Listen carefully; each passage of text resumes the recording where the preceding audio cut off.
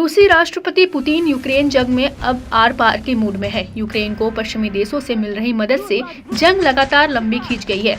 इससे भड़के पुतिन ने अब अपने सहयोगियों की मदद लेनी शुरू कर दी है। इससे यूक्रेन और उसके दोस्त अमेरिका तक में खलबली मच गई है।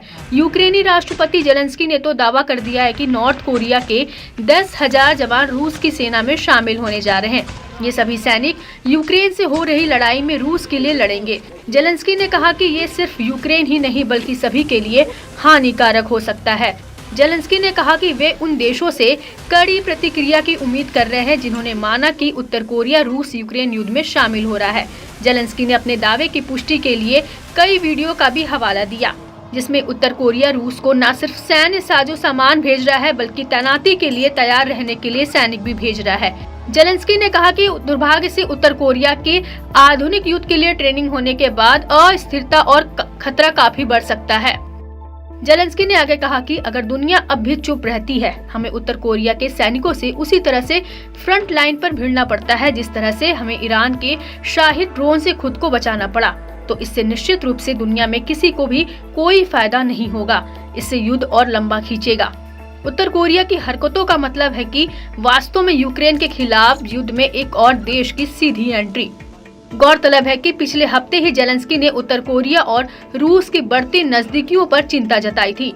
दावा है कि नॉर्थ कोरियाई सैनिकों को रूस भेजने से पहले खुद तानाशाह किम जोंग उनकी निगरानी में ट्रेनिंग पूरी हुई थी।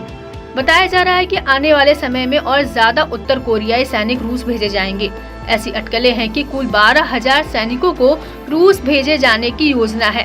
खास बात है कि रूस ने अब तक यूक्रेन में अपनी पूरी सैन्य ताकत से हमला नहीं किया है। हालांकि उत्तर कोरियाई सैनिकों की तैनाती उकसाने भरी मानी जा रही है। इससे जंग के और खतरनाक होने का खतरा मंडरा रहा है। यही वजह है कि यूक्रेनी राष्ट्रपति ने खबर लगते ही इस पर तीखी प्रतिक्रिया देकर अपने पक्ष में कई देशों को लाना शुरू कर दिया है। दावा है कि नॉर्थ कोरिया ने अपने सीक्रेट स्पेशल ऑपरेशन फोर्स के 1500 कमांडो को व्लादिवोस्तोक शहर भेजा है। सियोल की नेशनल इंटेलिजेंस सर्विस के मुताबिक SOF को जल्द ही यूक्रेन से जंग के लिए किसी भी पोस्ट पर तैनात किया जा सकता है। इतना ही नहीं, किम जोंग उन का भरोसेमंद जासूस किम जोंग सिक भी इस समय रूस में है। इससे यूक्रेन में जबरदस्त हलचल मची हुई है। यहाँ गौर करने लायक ये भी है कि रूस उत्तर कोरिया के सैनिक का इस्तेमाल किस तरीके से करता है। इसकी बेहद कम संभावना है कि रूस उत्तर कोरियाई जवानों को फ्रंट लाइन में तैनात कर सकता है। इस बात से भी गुरेज नहीं किया जा सकता है कि उत्तर कोरिया के सैनिक अपने हथियारों की ट्रेनिंग देकर यूक्रेन में बड़ी तबाही मचा सकते हैं।